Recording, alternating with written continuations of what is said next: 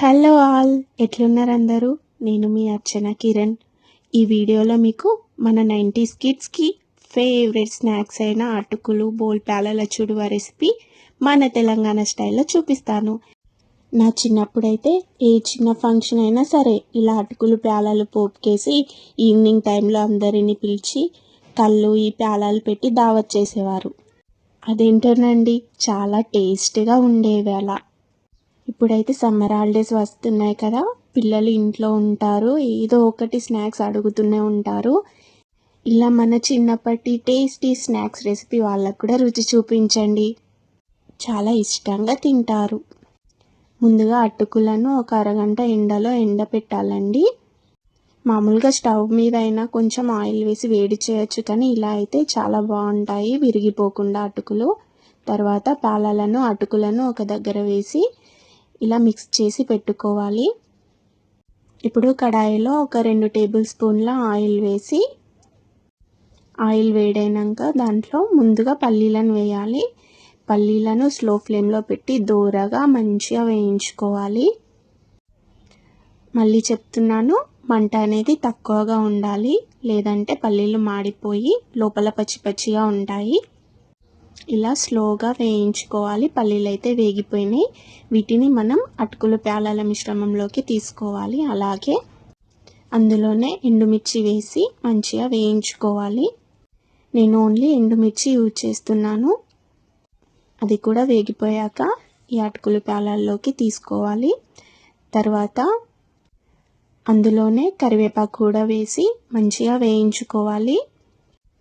కరివేపాకు మంచిగా క్రిస్పీగా కావాలండి, అలా అయితే టేస్ట్ చాలా బాగుంటుంది. ఇలా క్రిస్పీగా అయిన కరివేపాకును కూడా మనం ప్యాలల్లోకి తీసుకోవాలి. తర్వాత పుట్నాలను కూడా తీసుకొని మంచిగా స్లో ఫ్లేమ్లో దోరగా వేయించుకోవాలి. పల్లీలు పుట్నాలు ఇష్టమైన వాళ్ళు ఇంకొంచెం ఎక్కువ కూడా వేసుకోవచ్చు. ఈ పుట్నాలను కూడా ఈ మిశ్రమంలోకి తీసేసుకోవాలి. తర్వాత అదే కడాయిలో 1 టేబుల్ స్పూన్ ఆయిల్ వేసి మనం పోపు పెట్టుకోవాలి. అందులో జీలకర్ర, ఆవాలు వేసుకొని చిటపటలాడేలాగా చూసుకోవాలి. పోపు గింజలు వేగిన తర్వాత వెల్లుల్లిని పొట్టు తీసుకొని కచ్చపచ్చగా దంచిన మిశ్రమాన్ని కూడా ఇందులో వేసి మంచిగా వేయించుకోవాలి. ఈ రెసిపీకి టేస్టీ సీక్రెటే ఇదండి. ఈ వెల్లుల్లి వల్లనే మంచి టేస్ట్ అనేది వస్తుంది. వెల్లుల్లిని స్లో ఫ్లేమ్లో గోల్డెన్ బ్రౌన్ వచ్చేలాగా వేయించుకోవాలి. తర్వాత ఇందులో పసుపు, కొంచెం కారం వేసి మంచిగా వేయించుకోవాలి. అంతేనండి, పోపు అయితే రెడీ అయిపోయింది. ఈ పోపును కూడా మనం ఇంతకుముందు తీసుకున్న వాటిలో వేసుకొని రుచికి సరిపడా ఉప్పును యాడ్ చేసి మంచిగా మిక్స్ చేసేసుకోవాలండి. చాలా క్విక్గా రెడీ అయిపోయింది కదా. ఈ పోపు అంతా మనకు అటుకులు ప్యాలలకు మంచిగా పట్టేలాగా కలుపుతూ ఉండాలి. ఇలా కలుపుకున్న తర్వాత మనకు ఎంతో టేస్టీ స్నాక్స్ అటుకులు బోల్ ప్యాలల చుడువ అయితే రెడీ అయిపోతుంది.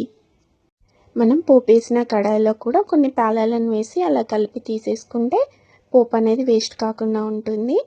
చూడండి, ఇలా చేతులతో మంచిగా కలుపుకోవాలి. ఈ హాలిడేస్లో ఈ రెసిపీ పక్కా ట్రై చేయండి. ట్రస్ట్ మీ, పిల్లలు చాలా ఇష్టంగా తింటారు. Thank you for watching this video. ఈ వీడియో మీకు నచ్చినట్టయితే లైక్ చేయండి, షేర్ చేయండి అండ్ సబ్స్క్రైబ్ చేసి నన్ను సపోర్ట్ చేయండి ప్లీజ్.